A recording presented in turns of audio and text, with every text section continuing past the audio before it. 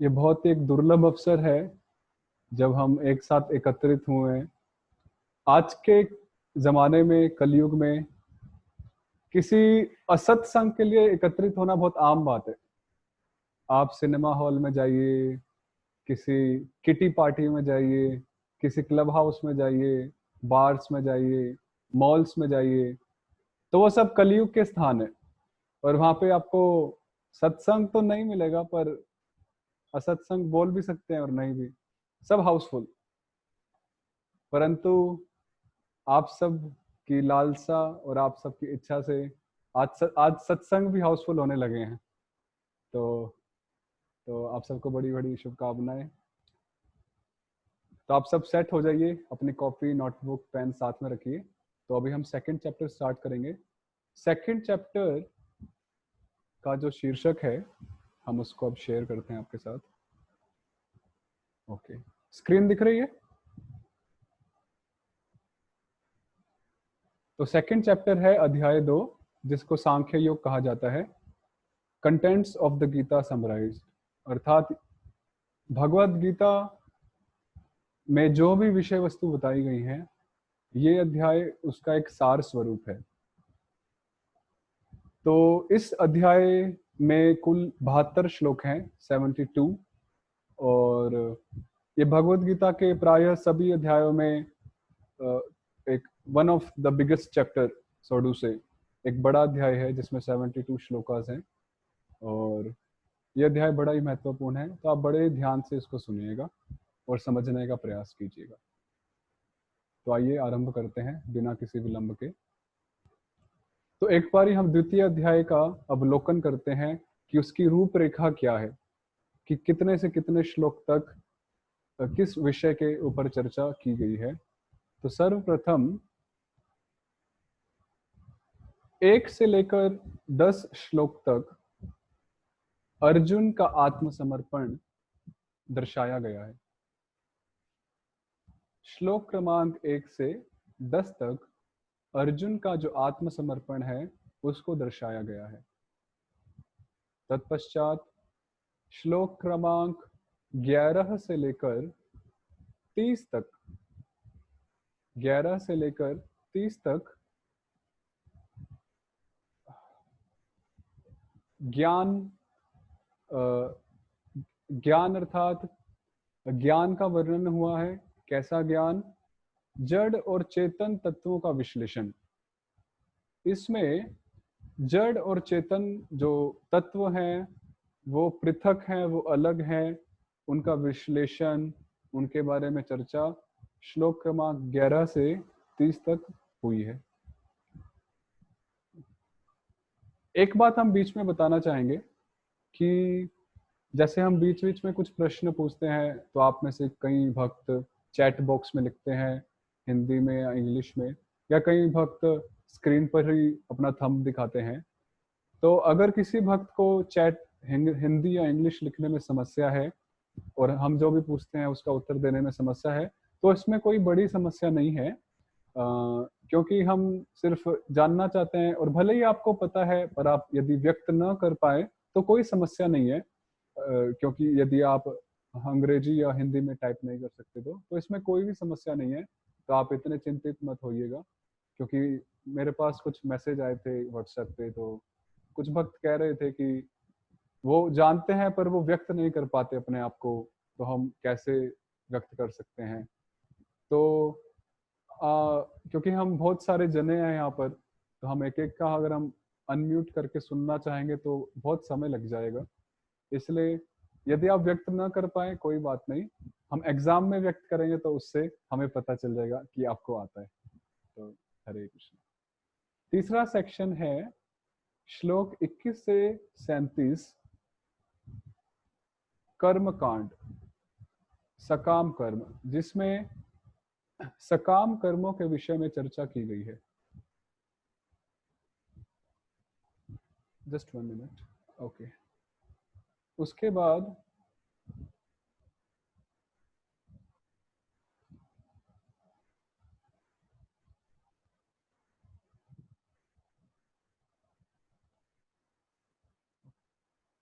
उसके बाद श्लोक क्रमांक 38 से 53 निष्काम कर्मयोग। इससे पहले जो सेक्शन था उसमें सकाम कर्मयोग की बात हुई थी, परंतु 38 से 53 में निष्काम कर्मयोग की बात हुई है और उसको बुद्धि योग भी कहा जाता है। उसके बाद अंतिम जो सेक्शन है श्लोक क्रमांक 54 से 72, उसमें स्थित प्रज्ञ अर्थात ऐसे मुनियों के बारे में, ऐसे सज्जनों के बारे में, ऐसे व्यक्ति के बारे में बात की गई है जो स्थित प्रज्ञ है, अर्थात जिसकी प्रज्ञा, जिसकी बुद्धि और जिसका मन शांत है और सही ज्ञान में स्थित है। और ऐसे व्यक्ति के क्या लक्षण होते हैं, और ऐसे व्यक्ति को जीवन मुक्त भी कहा जाता है। तो सारांश में हमने रूपरेखा पढ़ी, हम दोबारा इसको दोहराएंगे, आप दोबारा इसको देखिए। पहला सेक्शन है श्लोक 1 से 10 अर्जुन का आत्मसमर्पण। उसके बाद है 11 से 30 ज्ञान, जहां पर हम जड़ और चेतन तत्वों का विश्लेषण करेंगे और जानेंगे। उसके बाद है श्लोक 31 से 37 सकाम कर्म, जिसको कर्म कांड भी कहा जाता है।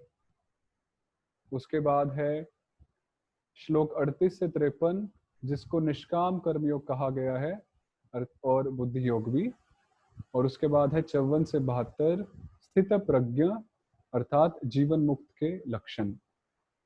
तो इसमें जो सेक्शंस बांटे गए हैं, इन्हीं सेक्शंस के आधार पर पूरी भगवत गीता को बताया गया है। जैसे जो निष्काम कर्म योग या बुद्धि योग की बात है, ये हमें अध्याय 7 से 12 के बीच में मिलेंगे। निष्काम कर्म योग और बुद्धि योग, इसके विषय में हम अध्याय 7 से 12 में पढ़ेंगे, क्योंकि दूसरा अध्याय पूरी गीता का सार है। तो इसलिए इसी के आधार पर पूरी भगवत गीता बतलाई गई है। तो 7 से 12 जो अध्याय है वो इस टॉपिक पर आधारित है, इस विषय पर आधारित है। जो पहले 6 अध्याय हैं, 3 से लेकर 6 अध्याय तक, अर्थात अध्याय 3, अध्याय 4, अध्याय 5 और अध्याय 6, वो इस सेक्शन पर आधारित है, कर्म कांड, सकाम कर्म। और जो अंतिम 6 अध्याय हैं अर्थात ज्ञान, वो इस पर आधारित है। अंतिम 6 अध्याय, अध्याय 13 से अध्याय 18 ज्ञान योग कहलाते हैं, जैसे हमने सबसे दूसरी क्लास में चर्चा किया था। तो इस प्रकार पूरी भगवत गीता इन्हीं ज्ञान पर आधारित है और भगवान अलग अलग तरीकों से अर्जुन को ये तत्व समझाते हैं, चाहे वो ज्ञान योग के द्वारा हो, चाहे वो सकाम कर्म योग के द्वारा हो, चाहे वो निष्काम कर्म योग के द्वारा हो, अथवा चाहे वो भक्ति योग के द्वारा हो, बुद्धि योग के द्वारा हो। तो आइए आगे बढ़ते हैं। तो पहला सेक्शन है अर्जुन का आत्मसमर्पण। तो जैसा कि हरे कृष्णा कृष्णा कृष्णा हरे हरे, हरे राम राम राम हरे हरे। अर्जुन का आत्मसमर्पण। तो आज हम ओके, ये स्क्रीन दिख रही है प्रभु जी, वर्ड फाइल? ओके। तो ये श्रीमद् भगवद गीता के सारे श्लोक हैं क्रमबद्ध रूप से। तो हमने सोचा कि हम ज्यादा से ज्यादा श्लोक पढ़ें, क्योंकि हम गीता का कोर्स कर रहे हैं, ताकि हम डायरेक्ट श्लोक से ही सुने कि भगवान क्या कहना चाहते हैं और गीता में क्या कहा गया है। प्रथम श्लोक है संजय उवाच तम तथा कृपयाविष्टम् अश्रुपूर्णाकुलेक्षणम् विषीदन्तमिदं वाक्यम् उवाच मधुसूदनः। जब भगवान श्री कृष्ण ने अर्जुन को विलाप करते हुए देखा, तो उस समय भगवान ने अर्जुन को ऐसे शब्द कहे। इससे पहले हम एक भूमिका बताना चाहेंगे द्वितीय अध्याय की, कि संजय ने जब धृतराष्ट्र को प्रथम अध्याय सुनाकर समाप्त किया तो धृतराष्ट्र मन में बहुत खुश होने लगे। क्यों खुश होने लगे? क्योंकि वस्तुतः धृतराष्ट्र चाहते थे कि युद्ध हो और पांडव हारे और मेरे पुत्रों की विजय हो, मेरे पुत्रों को पूरा राज्य मिले। तो जब धृतराष्ट्र को संजय ने बताया अंतिम श्लोक में कि अर्जुन अपने रथ पर बैठ गए हैं और वो लड़ने के इच्छा नहीं कर रखते हैं, तो धृतराष्ट्र को बड़ी प्रसन्नता होने लगी कि अभी तो पांडव युद्ध नहीं करेंगे और बिना युद्ध के ही हमारे जो पुत्र हैं वो विजयी हो गए। परंतु संजय द्वितीय अध्याय सुना के धृतराष्ट्र का वो मनोबल, धृतराष्ट्र की वो प्रसन्नता को चूर चूर कर रहे हैं, क्योंकि अभी धृतराष्ट्र को पता चलेगा कि भगवान अर्जुन को हारने नहीं देंगे, भगवान अर्जुन को लड़ाई से भागने नहीं देंगे, प्रत्युत भगवान अर्जुन को लड़ाई में संलग्न करके ही रहेंगे, क्योंकि ये धर्म का युद्ध था, ये एक धर्म की लड़ाई थी। तो इस प्रकार इस अध्याय के द्वारा धृतराष्ट्र का जो मनोबल है, जो धृतराष्ट्र की जो वांछित इच्छा है, उसका भी चूर चूर वो बिल्कुल ही नष्ट होने वाली है जब उनको पता चलेगा कि पांडव युद्ध करने वाले हैं और अर्जुन युद्ध करने वाले हैं। तो दूसरे अध्याय दूसरे श्लोक से भगवान आरंभ करते हैं। श्री भगवानुवाच कुतस्त्वा कश्मलमिदं विषमे समुपस्थितम्। क्षमा कीजिएगा, कुछ भक्त हमें चैट बॉक्स में लिख के भेज रहे हैं कि हम शब्द का अर्थ भी बताएं, परंतु यदि हम शब्द का अर्थ बताते हैं तो हमें बहुत ज्यादा समय लग जाएगा। तो हम आपको आश्वासन देते हैं कि जब हम लेवल 2 स्टडी करेंगे उसमें हम एक एक शब्द की चर्चा करेंगे लेवल 2 में, पर अभी हम लेवल 1 में शब्द की चर्चा नहीं कर पाएंगे। यदि आपको किसी विशेष शब्द के बारे में पूछना हो तो आप बाद में क्वेश्चन आंसर सेशन में आप पूछ सकते हैं, पर हम हर शब्द की चर्चा नहीं कर पाएंगे, तो इसके लिए हम क्षमा प्रार्थी हैं। आवाज क्लियर है प्रभु जी? आवाज क्लियर है? हरे कृष्णा। ओके। कुछ लोग बोल रहे हैं कि आवाज नहीं आ रही, कुछ बोल रहे हैं आ रही है, हम कैसे समझें? ठीक है। तो कुतस्त्वा कश्मलमिदं, भगवान अर्जुन को यहां पर बता रहे हैं कि हे अर्जुन, आप एक आर्य हो। आर्य वो होते हैं जो अपने कर्तव्यों से कभी पीछे नहीं हटते।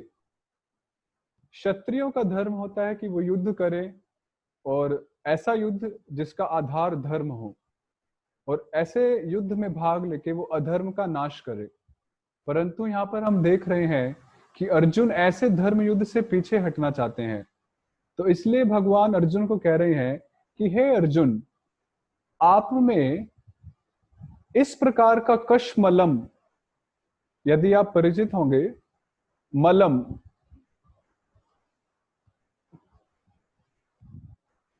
मलम अर्थात गंदगी, हम बोलते हैं मल, गंदगी। तो कश्मल अर्थात कि हे अर्जुन, आप में ये गंदगी कहां से आई? और वो गंदगी क्या थी? वो गंदगी थी आसक्ति रूपी गंदगी, वो गंदगी थी मोह और माया की गंदगी। तो ऐसा कश्मल आप में किस प्रकार आया? क्योंकि आप तो आर्य कुल में जन्मे हो, तो आप जैसे आर्य को, आप जैसे सज्जन व्यक्ति को जो वर्णाश्रम का बहुत अच्छे से पालन करते हैं, अपने क्षत्रिय धर्म का बहुत अच्छे से पालन करते हैं, भला आप ऐसी स्थिति को कैसे प्राप्त हो सकते हो? और ऐसी स्थिति आपके लिए बहुत भयावह है। कैसे? क्योंकि ऐसी स्थिति अस्वर्ग्यम, ये थोड़ा गलत लिखा है, ऐसी जो स्थिति है वो आपका परलोक बिगाड़ेगी। क्योंकि यदि आप अपने धर्म का, कर्तव्य का पालन नहीं करेंगे तो आपकी गति निम्न गति होगी और आप उच्च लोकों की ओर प्रवास नहीं कर पाएंगे, आप स्वर्ग की ओर नहीं जा पाएंगे। इस प्रकार आपका परलोक, नेक्स्ट बर्थ बिगड़ जाएगा। और नेक्स्ट बर्थ की क्या बात है इस जन्म में भी आपकी क्या होगी? अकीर्ति कर्म, आपकी अख्याति होगी, लोग आपके बारे में बुरा और भला बोलेंगे। तो इसलिए आप में ऐसा कश्मल, ऐसा मोह कहां से प्रकट हुआ, ये आपको शोभा नहीं देता। इसलिए अर्जुन को भगवान सलाह देते हैं, क्लैब्यम मास्मगमः पार्थ नैतत्त्वयुपपद्यते क्षुद्रम हृदय दौर्बल्यम त्यक्त्वोत्तिष्ठ परंतप। कि हे अर्जुन, हे परंतप, आप इस क्लीबता को, आप इस कायरता को छोड़ दीजिए, इस हृदय दौर्बल्य, हृदय की इस दुर्बलता को छोड़ दीजिए, और क्या करें कि आप खड़े हो और युद्ध करें।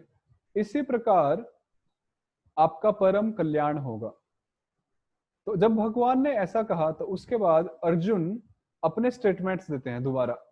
अर्जुन वाच कथम भीष्मम अहम संख्ये द्रोणम च मधुसूदन इषुभिः प्रतियोत्स्यामि पूजार्ह वरिसूदन। अर्जुन भगवान को बहुत अच्छा एक आर्ग्यूमेंट देते हैं।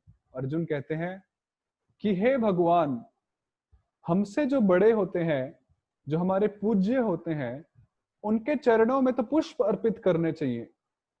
तो भला मैं उनसे किस प्रकार बाणों से युद्ध कर पाऊंगा? आप समझिए कि हमें तो अपने बड़ों से वाणी से भी युद्ध नहीं करना चाहिए, वाक युद्ध भी नहीं करना चाहिए। जैसे हमने प्रथम अध्याय में देखा किस प्रकार दुर्योधन अपने गुरु के साथ उनके साथ एक गलत शैली से वार्तालाप कर रहे हैं। वो अपने गुरु को तानेबाजी कर रहे हैं, टॉन्ट कर रहे हैं। पर अर्जुन एक अच्छे व्यक्ति हैं, उन्हें पता है क्या सही है क्या गलत है। तो भगवान को बता रहे हैं कि हमें अपने गुरुजनों से वाक युद्ध भी नहीं करना चाहिए, उनसे गलत शब्द नहीं कहने चाहिए। तो भला ऐसे गुरुजन जिनके चरणों में हमें पुष्प अर्पित करने चाहिए, हम कैसे उनसे बाणों से युद्ध कर पाएंगे? इसकी टीका में हमारे आचार्य बहुत ही सुंदर समझाते हैं। अर्जुन का कहने का भावार्थ यह भी था कि हे कृष्ण, क्या आपने कभी अपने गुरु सांदीपानी मुनि को मारा है? नहीं मारा, तो आप हमें क्यों कहते हैं मारने के लिए? क्या आपने कभी अपने स्वजन को मारा है? उग्रसेन आदि किसी को मारा है? नंद यशोदा किसी की हत्या की है? नहीं, तो हम अपने स्वजनों की हत्या किस प्रकार करें? तो इस प्रकार अर्जुन भगवान को कहना चाह रहे हैं कि मैं अपने गुरुओं की हत्या नहीं कर सकता। आगे वो कहते हैं, गुरु न हत्वा हि महानुभावान श्रेयो भोक्तुम भैक्ष्यमपीह लोके हत्वार्थ कामांस्तु गुरुनिहैव भुञ्जीय भोगान रुधिर प्रदिग्धान। अत्यंत सुंदर। श्रीमद् भगवत गीता के श्लोकों का पाठ करने में ही इतना आनंद है, और उनको समझ लेंगे तो फिर तो अपरंपार आनंद है। इसलिए प्रयास करना चाहिए कि हम गीता का। प्रभु जी, ये कोई ड्राइंग कर रहे हैं स्क्रीन पे, ये क्या चल रहा है? आप देख पा रहे हैं कुछ ग्रीन ग्रीन? कोई मैं नहीं कर रहा हूँ, कई दूसरे कोई भक्त कर रहे हैं शायद से। अभी कोई हटा रहे हैं उनको वापस। तो जो भी है कृपया उसे मत कीजिए, क्योंकि मुझे भी अच्छी लगती है ड्राइंग करनी, परंतु अभी दूसरे भक्त लोग स्क्रीन पढ़ नहीं पाएंगे। तो आपसे प्रार्थना है, जो भी कर रहे हैं मत कीजिए। तो अर्जुन यहाँ पर कहते हैं कि हे कृष्ण, अपने गुरुओं की हत्या करने से अच्छा मैं भैक्ष्यम, मैं भीख मांगकर अपना जीवन निर्वाह कर लूंगा। मैं एक सन्यासी बन जाऊंगा, अपने हाथ में भिक्षा का पात्र लेकर मैं गली गली भटकूंगा, जंगलों में भटकूंगा, और मैं भिक्षा मधुकरी करूंगा, और इस प्रकार अपना जीवन निर्वाह करूंगा।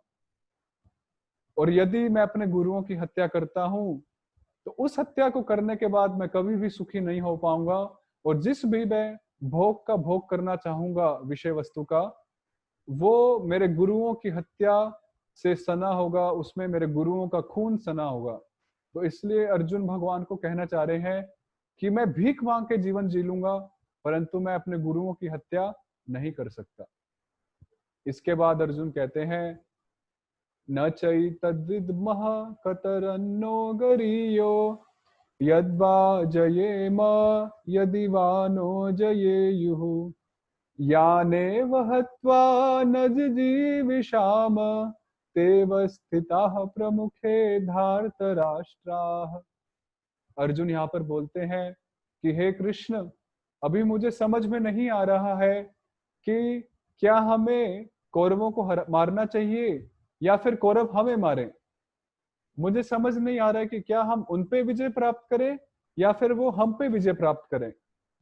और यदि ऐसा कहा भी जाए कि हम उन पर विजय प्राप्त करें, तो हे कृष्ण, यदि हम उनको हरा भी देते हैं तो उनको हराने के बाद भी हमारी वास्तव में हार ही होगी और जीत नहीं होगी, क्योंकि हम जो भी ये युद्ध कर रहे हैं ये अपने परिवार के लिए ही कर रहे हैं। और जब हम अपने परिवार वालों को ही मार देंगे तो हम भला किस प्रकार जीवित रह सकते हैं। इस श्लोक से हमें शिक्षा लेनी चाहिए कि किस प्रकार अर्जुन अपने परिवार वालों के प्रति बहुत स्नेह रखते हैं। आज के समय में हम अपने परिवारों से दूर होते जा रहे हैं, बच्चे अपने माँ बापों से दूर हो रहे हैं और इस प्रकार से हम देखते हैं कि किस प्रकार परिवार खिन्न भिन्न होते जा रहे हैं धीरे धीरे। बच्चों की जैसे शादियां हो जाती हैं तो वो अलग बसना चाहते हैं। माँ बाप जब वृद्ध हो जाते हैं तो बच्चों के लिए वही माँ बाप जिन्होंने पूरा जीवन उनके लिए समर्पित किया, तो ऐसे माँ बाप बच्चों के लिए एक हेडेक बन जाते हैं, सरदर्द बन जाते हैं। सभी की बात नहीं है पर प्रायः ऐसा होता है। तो हमें देखना चाहिए, हमें हमें अर्जुन से सीखना चाहिए कि किस प्रकार हमें अपने परिवार वालों के साथ अच्छे संबंध रखने चाहिए, क्योंकि भगवान की कृपा से ही, भगवान की अरेंजमेंट और भगवान की व्यवस्था से ही हमें एक विशेष परिवार मिला है। हमें कोई दूसरे परिवार भी मिल सकते थे, हमें कोई निम्न कुल का परिवार भी मिल सकता था, परंतु भगवान ने हमें इतने अच्छे अच्छे परिवारों में जन्म दिया है। हमें भगवान के प्रति कृतज्ञ होना चाहिए। और भगवान के प्रति हम कृतज्ञता कैसे व्यक्त करेंगे? अपने परिवार वालों के साथ अच्छे संबंध स्थापित करके। तो हमें अर्जुन से शिक्षा लेनी चाहिए कि भले ही हमारे परिवार वाले हमारे विपक्ष में खड़े हों, फिर भी हमारे हृदय में उनके लिए कोमल स्थान होना चाहिए। हमें कभी भी कठोर नहीं होना चाहिए, क्योंकि देखिए आज के जमाने में जो कलयुग है, कलयुग का मतलब है जहां कलह ही कलह है, घर घर में कलह है, व्यक्ति व्यक्ति में कलह है। आज हम सुबह एक भक्त से ऐसे ही कुछ बातें कर रहे थे, तो आज हर जगह कलह है, इसका मतलब ही कलयुग है। परंतु फिर भी हमें अर्जुन जैसे व्यक्तित्व से, अर्जुन जैसे भक्तों से प्रेरणा प्राप्त करनी चाहिए। और ऐसे मनमुटाव होने के बाद भी हमें हमें टाल देने चाहिए बातों को और अपने परिवार वालों से अच्छे संबंध रखने चाहिए। हमें उनके प्रति ईर्ष्या या द्वेष की भावना उत्पन्न नहीं करनी चाहिए। बड़ी ही दुख की बात है कि आज व्यक्तियों से प्रेम कम होता जा रहा है, वस्तुओं से प्रेम बढ़ता जा रहा है। होना ऐसा चाहिए कि व्यक्तियों से प्रेम होना चाहिए और वस्तुओं का उपयोग होना चाहिए, परंतु हम उल्टा ही कर रहे हैं। हम व्यक्तियों का उपयोग कर रहे हैं और वस्तुओं से प्रेम कर रहे हैं, चाहे वो हमारे गैजेट्स हो, चाहे हमारी वो लैंड हो, प्रॉपर्टी हो या कुछ भी हो। ये सारी वस्तुएं हैं, ये सारे उपकरण हैं, इनका उपयोग होना चाहिए, इनसे प्रेम नहीं होना चाहिए। परंतु आज हम इन्हीं चीजों से प्रेम कर रहे हैं और इनको पाने के लिए, इनको बनाए रखने के लिए हम व्यक्तियों का उपयोग करते हैं। पर अर्जुन की भावना अलग थी। अर्जुन व्यक्तियों से प्रेम करते हैं और वस्तुओं का उपयोग करते हैं। इसलिए वो कह रहे हैं कि मुझे राज्य भी नहीं चाहिए, मुझे ऐसे वस्तु भी नहीं चाहिए, मुझे अपने परिवार वालों का प्रेम चाहिए, मुझे अपने परिवार वालों का स्नेह चाहिए। तो इसलिए इस बात पर आप चिंतन कीजिएगा। हम ऐसा नहीं कह रहे कि हम सबके परिवार खिन्न भिन्न है। ऐसा ऐसे कई परिवार है जिनमें आपस में बहुत प्रेम है। ऐसे परिवारों का प्रेम और बढ़े और जो परिवार खिन्न भिन्न होते जा रहे हैं उनका प्रेम द्वारा पुनः स्थापित हो, उनमें भी प्रेम बढ़े। यही हमारे कहने का अभिप्राय है, यही हमारे कहने की आशा है। तो इसलिए अर्जुन से हमें ऐसा सीखना चाहिए। फिर 7वां श्लोक कहते हैं वो, कार्पण्य दोषोपहत स्वभावः। आप सब मेरे पीछे बोलिए, कार्पण्य दोषो पृच्छामि त्वां धर्म सम्मूढ़ चेताः। कहिए, यच्छ्रेयः स्यान्निश्चितं ब्रूहि तन्मे, शिष्यस्तेऽहं शाधि मां त्वां प्रपन्नम्। ये बहुत ही सुंदर श्लोक है। आप इस श्लोक को कंठस्थ कर सकते हैं, आप इस श्लोक को याद कर लीजिए, और जब भी आपको अपने जीवन में कुछ समस्या हो, आप भगवान के सामने विनम्र भाव से जाइए, इस श्लोक को भगवान के सामने प्रस्तुत कर दीजिए, और भगवान आपके गुरु बन जाएंगे और आपके गुरु बन के आपको मार्गनिर्देशन करेंगे।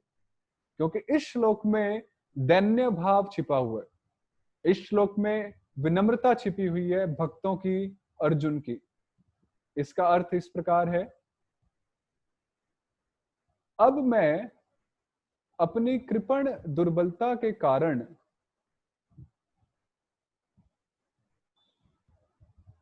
प्रभु जी आवाज क्लियर है? मैं दोबारा श्लोक हम दोबारा पढ़ते हैं एक बारी, कुछ भक्तों की रिक्वेस्ट आई है दोबारा पढ़ने के लिए। कार्पण्य दोषोपहत स्वभावः पृच्छामि त्वां धर्म सम्मूढ़ चेताः, यच्छ्रेयः स्यान्निश्चितं ब्रूहि तन्मे, शिष्यस्तेऽहं शाधि मां त्वां प्रपन्नम्।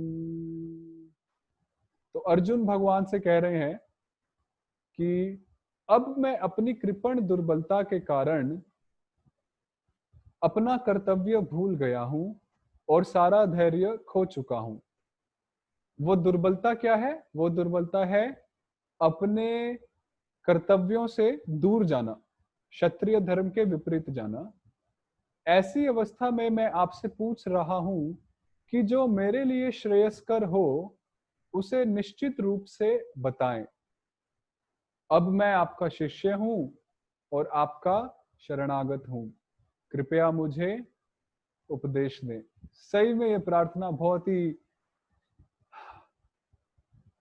हृदय को छू लेने वाली प्रार्थना है वास्तव में।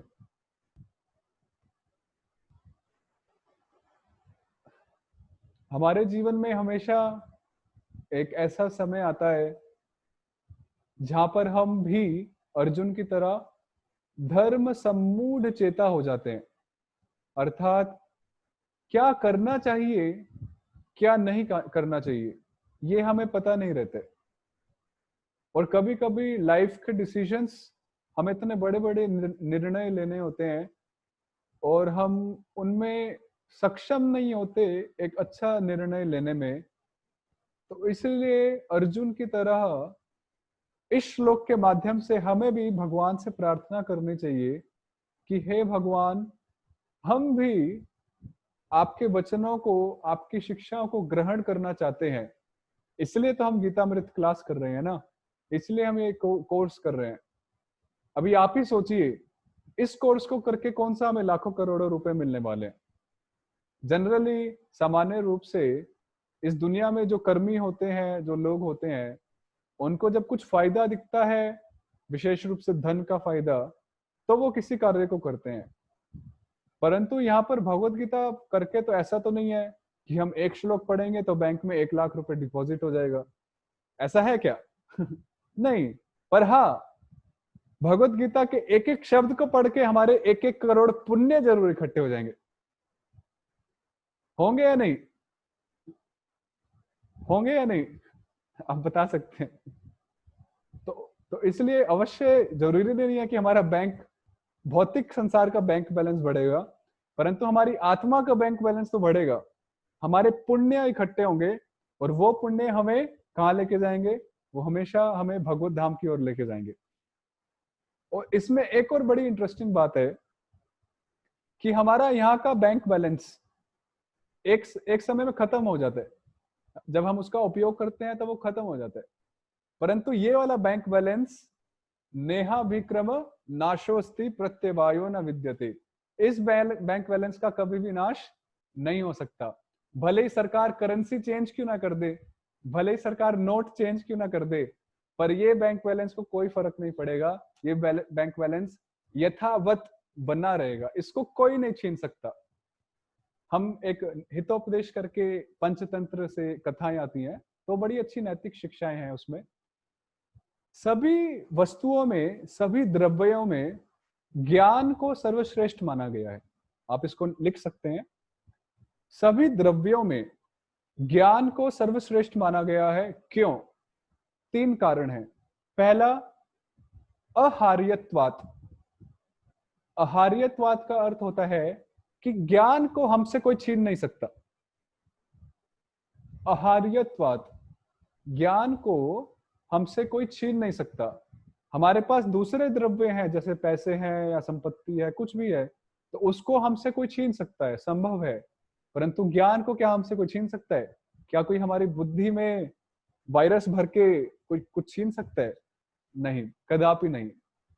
अहार्यत्वात्।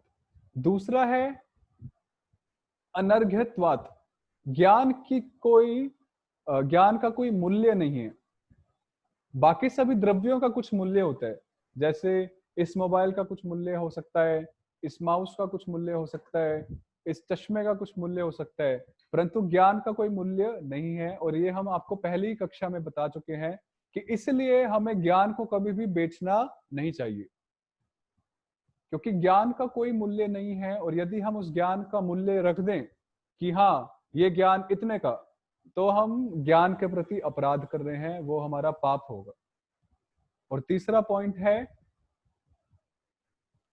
अतुल्यत्वात्, कि ज्ञान की तुलना और किसी वस्तु के साथ नहीं की जा सकती। ज्ञान की तुलना और किसी भी वस्तु के साथ नहीं की जा सकती। तो इसलिए भगवत गीता का ये ज्ञान हमें अमर बनाता है, क्योंकि जब हम ज्ञान ले रहे हैं तो आप सोचिए कि it's just one time investment. मैं दोबारा बोल रहा हूं कि भगवत गीता का जो हम ज्ञान श्रवण कर रहे हैं, जो सीख रहे हैं, समझ रहे हैं, ये क्या है? ये वन टाइम इन्वेस्टमेंट है। इन्वेस्टमेंट समझते हैं? हम किसी चीज में पैसा इन्वेस्ट करते हैं तो उसका हमें फल मिलता है। तो भगवत गीता का ज्ञान का जो हम इन्वेस्टमेंट कर रहे हैं, सबसे पहली बात कि ये सिर्फ एक बार ही हमें इन्वेस्टमेंट करना है। दूसरी बात, इसका जो फल है वो अनंत गुना है, अनंत गुना। एक बार ही हमने कैपिटल लगाई, कैपिटल कॉमर्स जिसने पढ़ी है वो समझते होंगे कैपिटल क्या होता है। किसी भी व्यापार को शुरू करने से पहले जो उसमें जो पैसे खर्च किए जाते हैं उसको कैपिटल बोलते हैं। तो एक बार जिसने भगवत गीता की एक कैपिटल अपने अकाउंट में जोड़ी, इन्वेस्टमेंट किया, तो वो इन्वेस्टमेंट कभी भी खत्म नहीं होती। और उस इन्वेस्टमेंट से जितनी हमारी कमाई होती है वो अनंत गुना कमाई होती है, और उसको हमसे कोई भी छीन नहीं सकता। इसलिए यहाँ पर हम इसलिए हमें भगवत गीता को बड़े उत्साह के साथ पढ़ना चाहिए। आजकल क्या है कि भगवत गीता जैसे शास्त्रों को पढ़ते हैं, मानते हैं, पर इतनी रुचि और उत्साह के साथ कोई बताता नहीं है। परंतु वास्तव में भगवत गीता एक बड़ा ही इंटरेस्टिंग टॉपिक है, इंटरेस्टिंग मैटर है, और ये हमारे जीवन की एक मार्गदर्शिका है। ये हमारे जीवन की मार्गदर्शिका है और ये हमें सही पथ पर लेके चलती है। तो इसलिए बड़े ही उत्साह के साथ आप सुनिए, आप सुन ही रहे हैं, और उत्साह के साथ सुनिए और उत्साह के साथ सुनते ही जाइए, और इस प्रकार आपका उत्साह भी बढ़ता जाएगा और इस तरह हमारा ज्ञान भी बढ़ता जाएगा, और इस प्रकार हमारे साक्षात्कार भी बढ़ेंगे, और अंततः हमारा भगवान कृष्ण, भगवान राम, भगवान विष्णु के साथ संबंध भी बढ़ता जाएगा। आप सोचिए, भगवान के साथ हम अलग अलग रसों में संबंध स्थापित कर पाएंगे। हम भगवान के माता बन सकते हैं, भगवान के पिता बन सकते हैं, भगवान के हम सखा फ्रेंड बन सकते हैं, भगवान के हम दास बन सकते हैं, भगवान के हम कंधों में कंधे से कंधा मिला के चल सकते हैं, सिर्फ ऐसे ज्ञान का अवलंबन करने से। तो आप सोचिए कितना महान है ये ज्ञान, और ये स्वयं भगवान ने ही बताया है। तो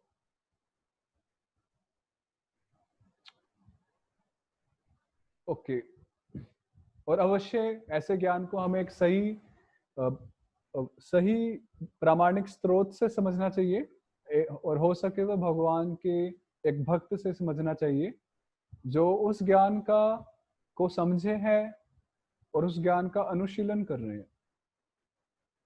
तो हम इस श्लोक को पूरा करके हम समाप्त करते हैं, फिर हम क्वेश्चन आंसर लेंगे। तो यहाँ पर अर्जुन भगवान को कह रहे हैं कि हे कृष्ण, आप मेरा क्या मंगल है, किस चीज से मेरा मंगल होगा, मैं उसको नहीं समझ पा रहा हूं, तो आप मेरा मंगल निश्चित करें। दो शब्द होते हैं, एक होता है श्रेय, आप इसको लिख सकते हैं, एक होता है श्रेयस और एक होता है प्रेयस।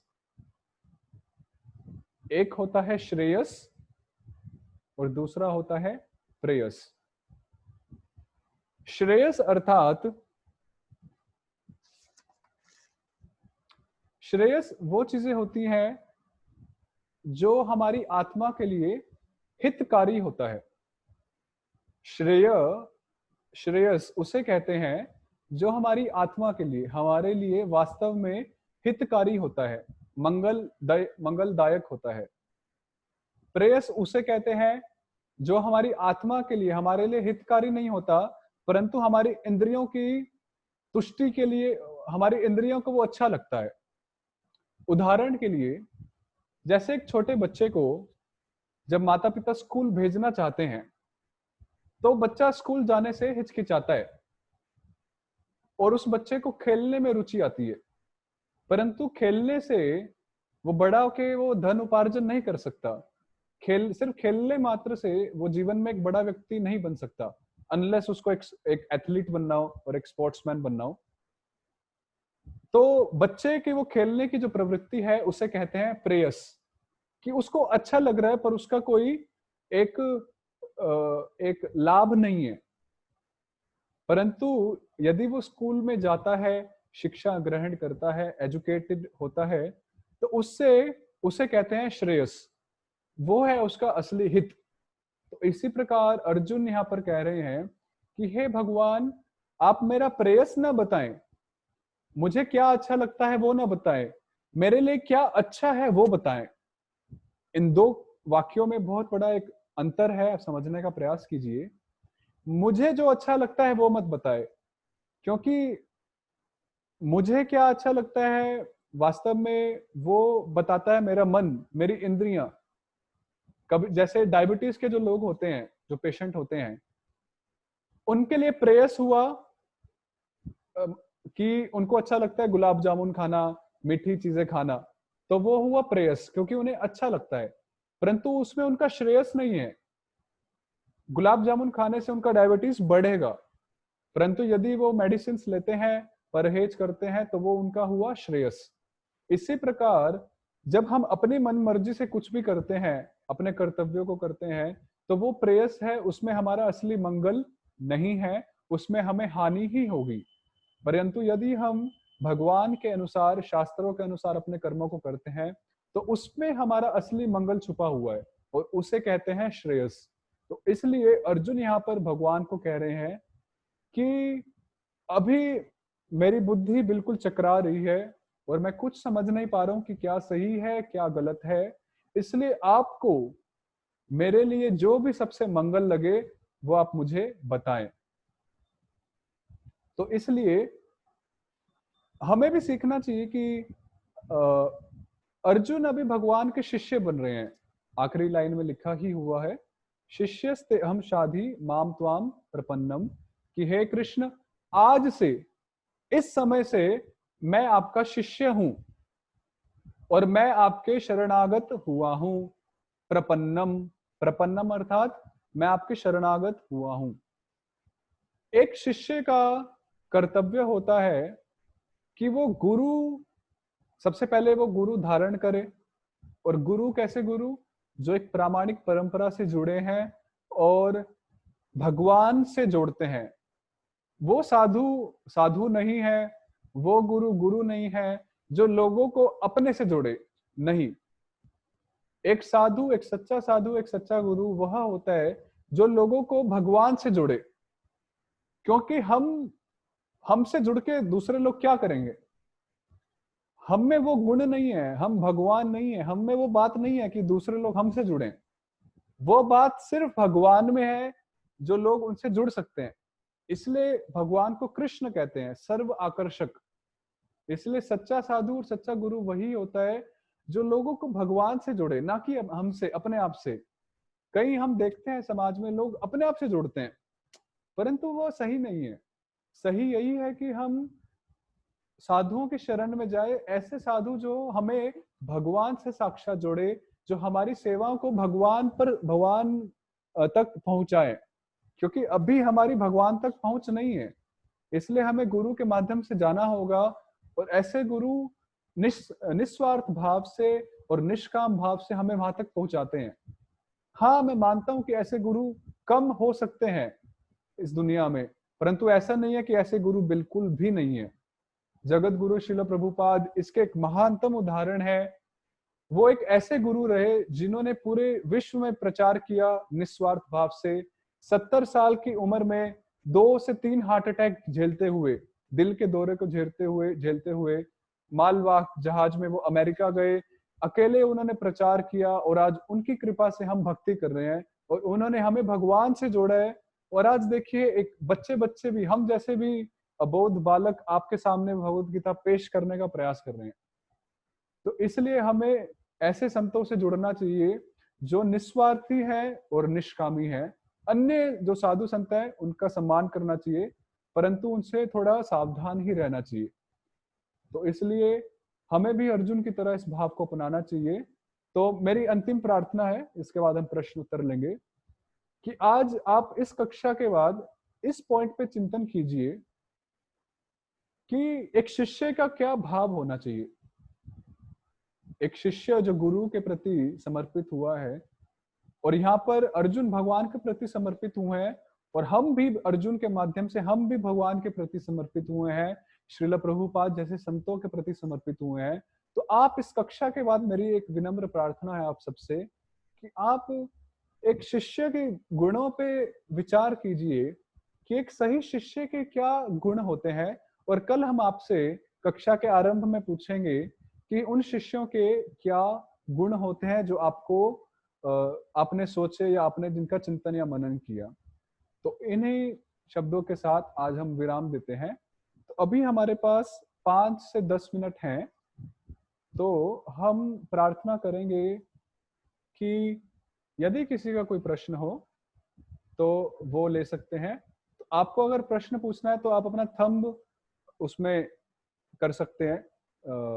मतलब ऐसे थंब नहीं दिखाइए, ऐसे भी दिखा सकते हैं, या फिर आप उसमें थंब वो जो आइकन है वो शो कर सकते हैं। तो आपको हम अनम्यूट करेंगे। मोहन प्रभु, आर यू रेडी? हम आपको अनम्यूट करेंगे, आप पूछ सकते हैं, फिर हम उत्तर देने का प्रयास करेंगे। तो यदि किसी को कुछ पूछना हो तो आप पूछ सकते हैं। और हम जो पहले अध्याय का जो प्रेजेंटेशन है, कल सुबह 12 बजे से पहले हम दोनों व्हाट्सएप ग्रुप में डाल देंगे।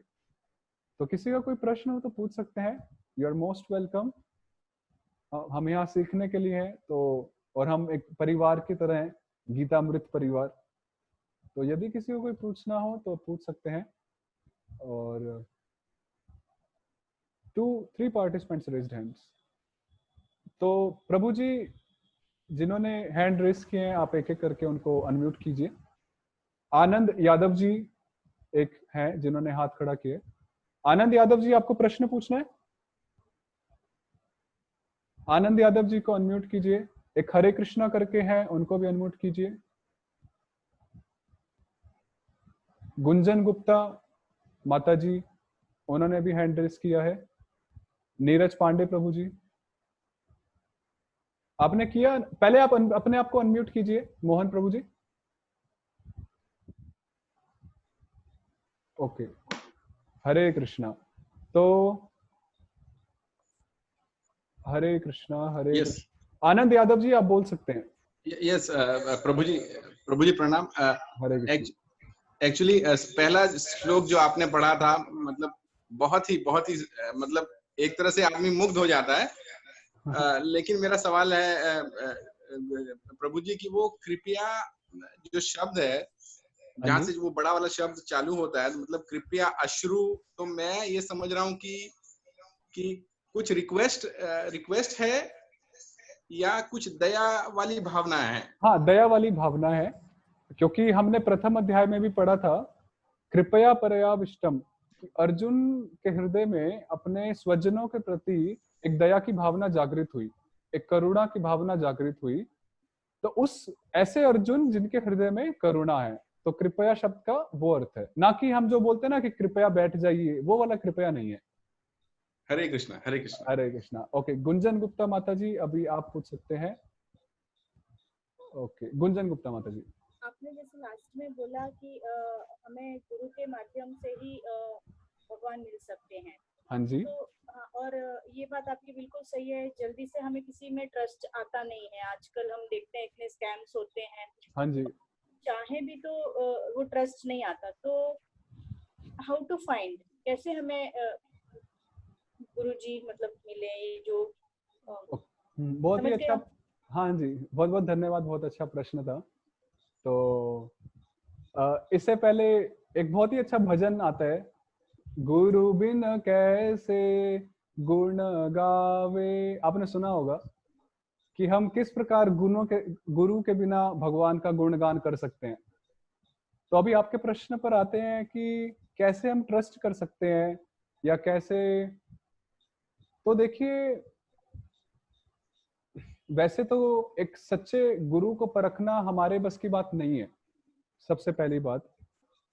और अभी अगर हमारे सामने ऐसे गुरु हैं और हम उन्हें ना पहचान पाए, तो हम उसको कैसे कर पाएंगे।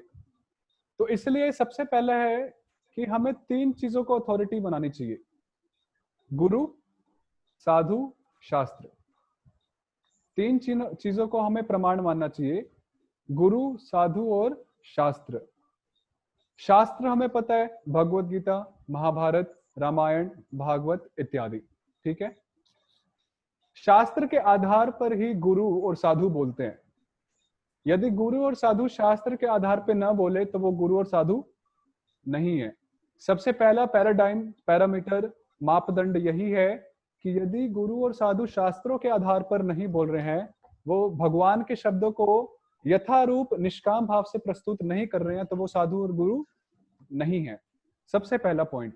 तो इसलिए ये हम सबका कर्तव्य है कि हम नियमित रूप से शास्त्रों का अध्ययन करें, क्योंकि आप शास्त्रों का अध्ययन करेंगे तो आप झट से पकड़ लेंगे कि वो कथाकार सही बोल रहे हैं या नहीं, वो गुरुजी सही बोल रहे हैं या नहीं। समझ पा रहे हैं? तो सबसे पहला कर्तव्य है कि हम शास्त्रों को पढ़ें, इससे हम धोखा खाने से बच जाएंगे। इसलिए इस्कॉन में हम बहुत एंकरेज करते हैं, प्रोत्साहित करते हैं कि आप ज्यादा से ज्यादा शास्त्र पढ़ें। आप हमारी गीता क्लास में देख लीजिए, डे 1 से लेके आज तक हम बार बार यही प्रार्थना कर रहे हैं, हम भी हो या मोहन प्रभु हो, कि आप गीता पढ़ें, शास्त्र पढ़ें। पढ़ के आप हमें भी परख सकते हैं आप हमें भी परखिए, हो सकता है हम भी झूठ बोल रहे हो। क्योंकि गुरु तो, एक साधु तो बोलेगा नहीं कि देखो मैं नकली साधु हूं। एक साधु कभी नहीं बोलेगा। आप हमें भी परखिए, आप हमसे प्रश्न कीजिए, हम तो पूरी अपॉर्चुनिटी दे रहे हैं आपको। आप क्वेश्चन आंसर कीजिए, कुछ भी कीजिए, पूछिए, आप परखिए। क्योंकि देखिए, ये हमारी आत्मा की भलाई है ना। क्योंकि अंततः शरीर जब छूट जाएगा तो आत्मा को भगवान से मिलना है, और एक गुरु हमें भगवान से मिलाते हैं। तो सही गुरु को खोजना ही हमारा कर्तव्य है। तो इसलिए सबसे पहला पॉइंट है, आप शास्त्रों को पढ़ें और शास्त्रों के अनुसार साधुओं को और गुरुओं को समझें। तो इसके कई सारे उत्तर हो सकते हैं, पर अभी मैं यहीं पर समाप्त करता हूँ। ठीक है, तो अभी हम मनुश्री अग्रवाल जी, हरे कृष्णा। हरे कृष्णा प्रभु जी। हरे कृष्णा। और मैं आपका 3 क्लास अटेंड कर चुका हूँ, बहुत ही आनंद आ रहा है। और आप अपना माइक थोड़ा पास रख सकते हैं? हाँ, आवाज आ रही है प्रभु जी? हाँ, अभी अच्छा है। हाँ, मेरा प्रश्न ये है प्रभु जी, एक मुझे लगता है एक सिली क्वेश्चन होगा, कोई बात नहीं, बट कैसा है, जो हमें समझ में आता है कि जो शंखनाद होता है उसके बाद में युद्ध शुरू होता है। हाँ जी। तो यहाँ पर पहले शंखनाद हुआ, फिर बाद में गीता के लिए पूरा युद्ध रुक कैसे गया, मतलब बीच में? तो ओके, तो बहुत ही अच्छा प्रश्न है, काफी प्रैक्टिकल क्वेश्चन है एक्चुअली, कि जब शंखनाद हो गया तो फिर युद्ध रुक कैसे गया। तो देखा जाए तो अर्जुन अभी भी दोनों सेनाओं के बीच में ही खड़े थे। अगर आपने ध्यान दिया हो तो भले ही शंखनाद हुआ था, पर अर्जुन अभी भी दोनों सेनाओं के बीच में खड़े थे। तो युद्ध का एक नियम होता है कि दोनों पक्ष अपने अपने स्थान पर, इसका मतलब है कि अर्जुन दोनों सेनाओं के बीच में खड़े थे, तो इसका अर्थ है कि अर्जुन अपने व्यूह रचना की स्थिति से बाहर थे। क्योंकि जब भी युद्ध होता है तो व्यूह बनाए जाते हैं, चाहे वो किसी भी प्रकार के व्यूह हो। तो अर्जुन अभी क्योंकि दोनों सेनाओं का निरीक्षण करने आए थे, तो वो अपने व्यूह से बाहर थे। और जब दोनों सेनाएं पूरी रेडी होती हैं तभी युद्ध स्टार्ट होता है।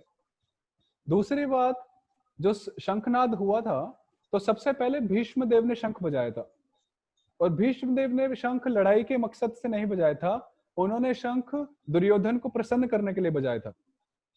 और भीष्म को फॉलो करते हुए अन्य सारों ने शंख बजाया था, और कौरवों को देखते हुए पांडवों ने शंख बजाया था।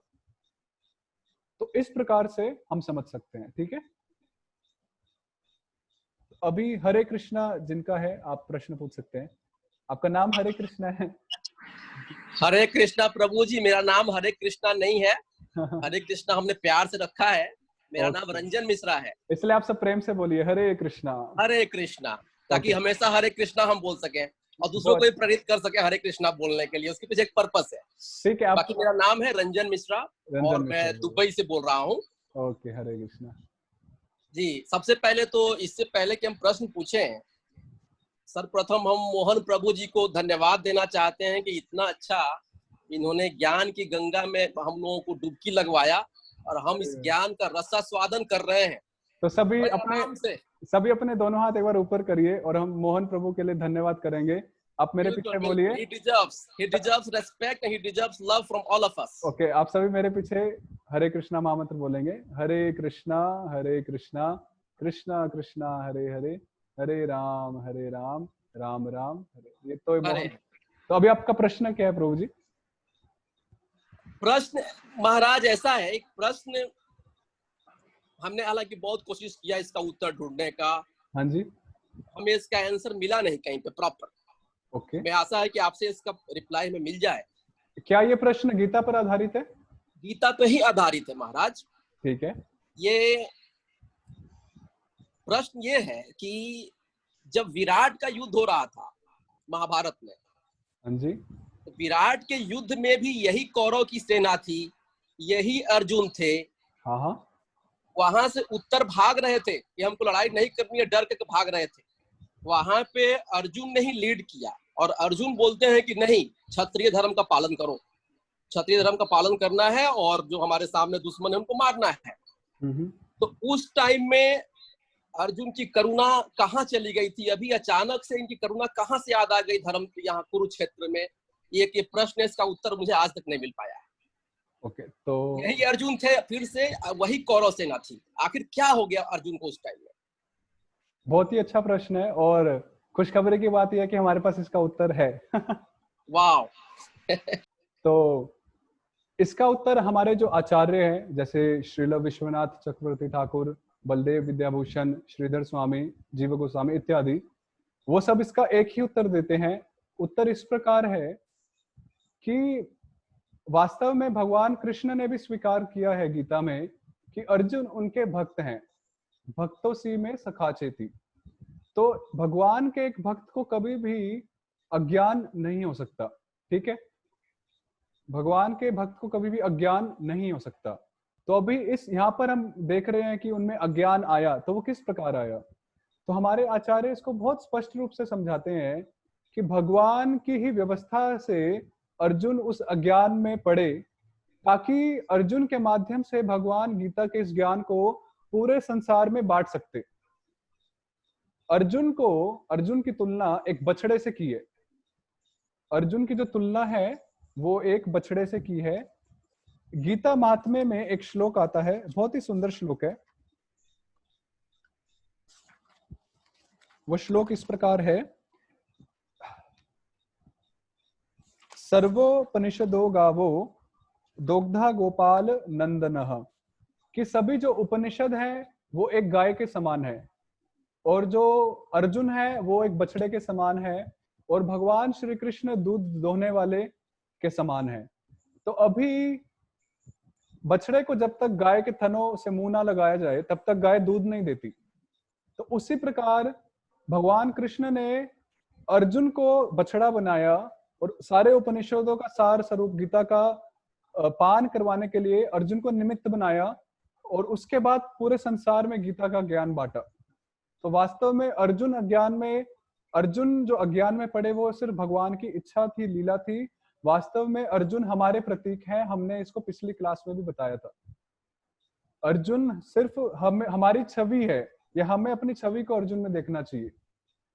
तो इस प्रकार से हमारे आचार्य उत्तर देते हैं। तो आपको कुछ संतुष्टि हुई हमारे हरे कृष्णा प्रभु जी?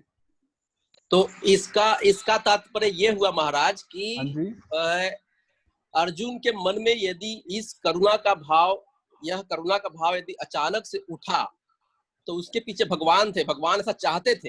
हाँ जी, भगवान की इच्छा थी वो। ये हमारे आचार्य का उत्तर है, ये मैं अपनी तरफ से कोई उत्तर बना के नहीं बोल रहा हूँ। मतलब भगवान ने उनके मन में करुणा का भाव उत्पन्न किया ताकि महाभारत का युद्ध हो, महाभारत का युद्ध भी हो और प्लस गीता का ज्ञान भी सुनाया जाए। ठीक है, अभी हम हरे कृष्णा प्रभु जी। हरे कृष्णा। अभी हम नीलम मोदी माता जी का प्रश्न है, तो हम 3 प्रश्न और लेंगे। नीलम मोदी माता जी के बाद 3 प्रश्न और, उसके बाद हम समाप्त करेंगे। तो नीलम मोदी माता जी आप बोल सकते हैं? हेलो। हाँ, हरे कृष्ण। हरे कृष्ण, आवाज आ रही है ना? हाँ, आ रही है। अच्छा, मेरा एक क्वेश्चन है। जो पिछले एपिसोड में आपने बोला था 4 योद्धा थे, महारथी, अतिरथी, रथी और अर्धरथी। हाँ जी, हाँ जी, हाँ जी। हाँ, तो वो मैं चारों का मीनिंग भूल गई हूँ, थोड़ा सा याद दिला देंगे? अच्छा, महारथी जो 10,000 धनुर्धारियों के एक साथ लड़ते हैं। हाँ जी। जो 10,000 धनुर्धारियों के साथ एक ही समय पे लड़ते हैं। और हाँ जी। अतिरथी वो होते हैं जो अनंत योद्धाओं के साथ एक समय में लड़ ले। अनंत योद्धाओं के साथ? हाँ, धनुर्धारी नहीं, धनुर्धारी नॉर्मल योद्धाओं से ऊपर होते हैं। अच्छा, एक योद्धा एक नॉर्मल योद्धा होता है। महारथी जो 10,000 जितने योद्धाओं के साथ लड़ सकते हैं। महारथी 10,000 धनुर्धारियों के साथ। अच्छा, धनुर्धारियों के साथ। हाँ। ओके। अतिरथी मतलब जैसे कि अर्जुन एक महारथी थे। हाँ जी। अतिरथी मतलब वो कितने भी योद्धाओं के साथ लड़ सकते हैं, अनलिमिटेड। अच्छा, और रथी मतलब वो 1 by 1, वो एक रथी के साथ लड़ सकते हैं। अच्छा, ओके, 1 by 1 एक के साथ लड़ सकते हैं। और अर्धरथी मतलब जो एक के साथ भी नहीं लड़ सकते है, कई सारे अर्धरथी मिलके एक रथी के साथ लड़ते हैं। अच्छा, ठीक है, ओके। हरे कृष्णा। हाँ जी। अभी और किसी का प्रश्न? विश्वास कुलकर्णी जी, विश्वास Kulkarni, I am sorry, Kulkarni है, आई डोंट नो, पूरा नहीं दिख रहा नाम। तो हरे कृष्ण। हरे कृष्ण। हाँ, यस प्रभु जी। गुरु जी, मेरी एक कंप्लेंट है, मुझे आप लिंक नहीं भेजते, इसलिए मुझे आपसे कनेक्ट होने में बहुत दिक्कत होती है। कौन सा लिंक? ये जो आपका प्रोग्राम है, हाँ जी, इसका आपसे लिंक नहीं आता है। मैं बार बार आपको रिक्वेस्ट कर रहा हूँ, मतलब व्हाट्सएप पे मैं मैसेज भेज रहा हूँ कि मुझे आपका भेजते जाइए। 1 मिनट, आप कौन से ग्रुप से जुड़े हैं? मुझे ग्रुप का नाम तो मालूम नहीं। गीतामृत 1 या गीतामृत 2 व्हाट्सएप ग्रुप? क्योंकि हम अपना सारा इंफॉर्मेशन उसमें ग्रुप्स में डालते ही हैं, तो इंडिविजुअल हम किसी को नहीं भेजते। ये सब जितने भी भक्त आते हैं वो ग्रुप के माध्यम से ही जुड़ते हैं। नहीं, मुझे ये लिंक नहीं आ रही करके मैंने कल भी व्हाट्सएप पे मैसेज डाला, आज भी डाला। देखिए, मेरे पास जो भी, अगर मुझे कोई पर्सनल भी मैसेज करता है तो हम अपनी तरफ से उनको पर्सनल, मैं तो उनको लिंक भेज ही देता हूँ, परंतु आप किसी ग्रुप से जुड़ जाइए तो सरल हो जाएगा। मुझे पता नहीं कैसे जुड़ने का। तो मुझे लड़ाई करने में, मतलब ये कनेक्ट होने में ही आधा घंटा जाता है, तो आधा घंटा मेरा मिस होता है। ओके, तो आप अपना नंबर बोलिए जल्दी से। 98 98 81 81 00 00 81 81 80। 80। आपका नाम है विश्वास कुलकर्णी जी। ठीक है, हम आपको ऐड कर लेंगे, ठीक है। जी बहुत बहुत धन्यवाद। हरे कृष्णा। और किसी का कोई प्रश्न? और किसी का कोई प्रश्न है? आनंद यादव जी, आपका एक प्रश्न, आपका हाथ उठा हुआ है। आपको कोई प्रश्न है Anand Yadav ji? Okay, Neeraj iPhone, Neeraj iPhone, iPhone आपकी कास्ट है प्रभु जी? हेलो, सिद्धार्थ माता जी, सिद्धार्थ जो अभी आपको, इसके बाद आप। हरे कृष्णा प्रभु जी। हरे कृष्णा प्रभु जी, इसके दूसरे अध्याय के दूसरे श्लोक के परपट में ये लिखा हुआ था हाँ जी, कि जो लॉर्ड कृष्णा है ये मतलब एक्चुअल में यही पूर्ण परमात्मा है, पूर्ण भगवान है। हाँ जी, और इनके इक्वल में ना तो लॉर्ड ब्रह्मा है, ना तो लॉर्ड शिवा है, हाँ ना जी, तो लॉर्ड नारायण है। तो हाँ ये जी। समझ में नहीं आ रहा था कि ये कृष्णा और नारायण में क्या डिफरेंस हो गया फिर। ये एक्चुअली काफी अपने आप में एक बहुत बड़ा टॉपिक है। पर ये दूसरे में लिखा हुआ है, दूसरे। हाँ, नहीं वो सही बोल रहे हैं, हाँ, आपने तो सही पढ़ा। तो इसको मैं सारांश में बताता हूँ, क्योंकि इस पे भी हम एक दिन क्लास करेंगे सिर्फ इसी टॉपिक पे। पर अभी सारांश में इतना है कि अहम एवा सम एव अग्रे, उपनिषदों में कहा गया है, ये एक मंत्र है, ब्रह्म वाक्य है, अहम एव आसम एव अग्रे, कि इस सृष्टि के सबसे शुरुआत में केवल भगवान विराजमान थे। सृष्टि से भी पहले केवल भगवान थे और भगवान से ही पूरी सृष्टि उत्पन्न हुई है। तो वो जो आदि भगवान है वो स्वयं भगवान श्री कृष्ण है, और उनसे ही सारे अवतार और जितने भी देवी देवता है वो उनसे ही मतलब एक्सपेंड हुए हैं, प्रकट हुए हैं। और इस तरह से एक्चुअली ये जो विषय है ये बहुत ही विस्तृत विषय है, और इस विषय पे काफी चर्चा हो सकती है, और इस विषय पे काफी प्रश्न उत्तर भी हो सकता है इसको समझने में, क्योंकि समाज में विष्णु को कृष्ण का स्रोत माना जाता है, ऐसी भी धारणा है। हाँ प्रभु, यही माना जाता है। हाँ, परंतु टीवी में यही दिखाया गया, हम लोग टीवी देखें। हाँ, मतलब देखिए, अभी टीवी की बात नहीं करेंगे। टीवी वाले खुद ही लिखते हैं कि this serial is made for entertainment purpose, तो वो एक एंटरटेनमेंट पर्पस के लिए है, तो उसको हम सीरियस इशू में नहीं लाते हैं। तो इस विषय को हम यही रखते हैं। इस विषय पे मेरी इच्छा है कि हम एक दिन अच्छे से क्लास करेंगे और उस पे पूरे प्रश्न उत्तर लेंगे। ठीक प्रभु जी, ओके प्रभु जी। तो हरे कृष्णा प्रभु जी। हरे कृष्णा। तो अभी सिद्धार्थ जो लिखा हुआ है अभी, हाँ, यस माता जी, आप बोल सकते हैं। हरे कृष्णा प्रभु जी। हरे कृष्णा। मेरा प्रश्न ये है कि गीता के अंदर हमारे इसमें 18 ही क्यों अध्याय हैं और कम या ज्यादा क्यों नहीं? अच्छा, मेरा भी आप सबसे प्रश्न है, विशेष रूप से आपसे, यदि इसमें 19 अध्याय होते तो आप पूछते कि 19 ही क्यों है? नहीं, मैं इसलिए पूछना चाहती हूँ कि इसका भी कोई रीजन रहता है। आई एम श्योर, क्योंकि सब लॉजिकल तो है ही। हाँ, प्रभु जी के साथ बिना कोई लॉजिक तो चीज हुई नहीं है। क्या बात है, ये तो बहुत अच्छी बात कही आपने। क्योंकि बहुत बहुत सरल है ये। अगर हम ये सोचें कि हर एक पत्ता और या एक शब्द जो आप इतने सुंदर तरीके से मोतियों के तरह से बोलते हैं, उसका एक एक अक्षर जो है। मैंने आपको पहले क्लास में सबको बोल दिया था। हाँ जी, मैं भी यहाँ पे स्टूडेंट हूँ, यहाँ टीचर भगवान कृष्ण। हाँ जी, बिल्कुल कृष्ण जी ही हैं, बट आप उनके सारथी आगे हमें बता रहे हैं। तो जो एक एक अक्षर भी है, मुझे लगता है वो साइंटिफिकली ही लिखा गया है। ठीक है, इसका उत्तर है। हाँ जी, खुशखबरी है कि इसका भी उत्तर है। Very nice. कभी कभी लोग प्रश्न पूछते हैं तो वो सोचते हैं कि इसका उत्तर नहीं होगा, पर इसका भी उत्तर है। नहीं, आपके पास सब उत्तर है, मुझे याद है। तो इसका उत्तर इस प्रकार है कि अष्टादश विद्याएं होती हैं।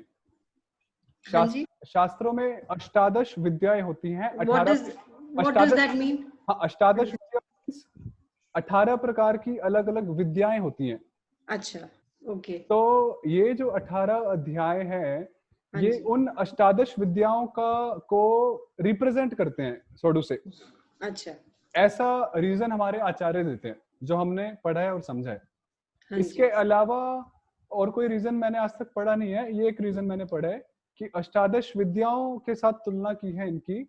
वो अष्टादश विद्या क्या होती है वो भी एक पूरा श्लोक है। अगर आपको और डिटेल चाहिए तो आप पर्सनली मुझे व्हाट्सएप कर दीजिए हरे Krishna I shall do that. और मैं I आपको will. रेफरेंस और वो पूरा सेंड कर दूंगा। That will be very nice. Thank you very much. हाँ जी, थैंक यू। और किसी को कुछ पूछना है? एक दो क्वेश्चन आखिरी। देखिए बिना हिचक के पूछिए, सब अपना ही परिवार है और वसुधैव कुटुंबकम, तो सब अपने ही हैं, कोई शर्माना नहीं है। तो किसी और को एक आखिरी प्रश्न लेते हैं फिर समाप्त करते हैं। विश्वास कुलकर्णी जी दोबारा हाथ की है क्या? और किसी को कुछ पूछना तो पूछ सकते हैं, अन्यथा हम यही गैलेक्सी J7 ओके हमारा लास्ट क्वेश्चन रहेगा गैलेक्सी J7 से। हेलो प्रभु जी। हरे कृष्णा। प्रणाम प्रभु। आप अपना वीडियो ऑन करेंगे तो हमें आपके दर्शन होंगे सभी को।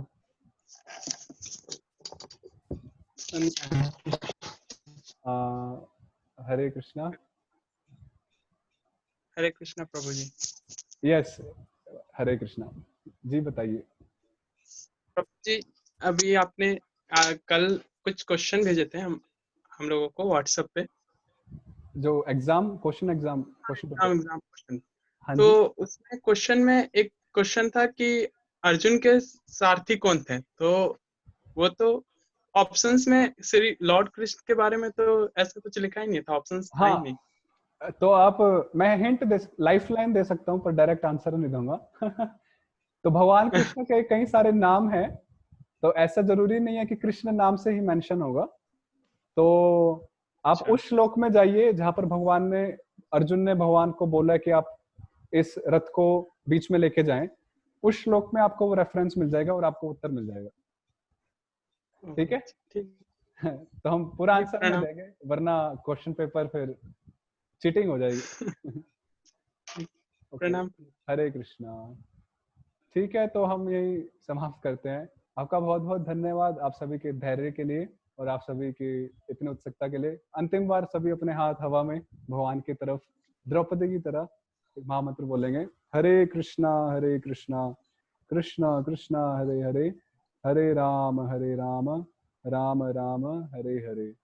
जय ग्रंथराज श्रीमद् भगवद गीता की जय, श्री श्री कृष्ण भगवान की जय, जगत गुरु शिल प्रभुपाद की जय, गौर प्रेमानंद। तो आप सबका बहुत बहुत धन्यवाद। तो कल पुनः 9 बजे मिलते हैं और दूसरे अध्याय को हम आगे बढ़ाएंगे। पर आज और कल क्लास से पहले आप चिंतन कीजिए कि एक सही शिष्य के क्या गुण होते हैं, उसको मत भूलिएगा। तो कल हम उस पर थोड़ी चर्चा करेंगे 5 मिनट पहले, फिर उसके बाद हम स्टार्ट करेंगे। तो आप सबका बहुत बहुत धन्यवाद। दुबई से हमारे हरे कृष्णा प्रभु जी, आपका भी धन्यवाद। हरे कृष्णा। ठीक है मोहन प्रभु जी, हरे कृष्णा।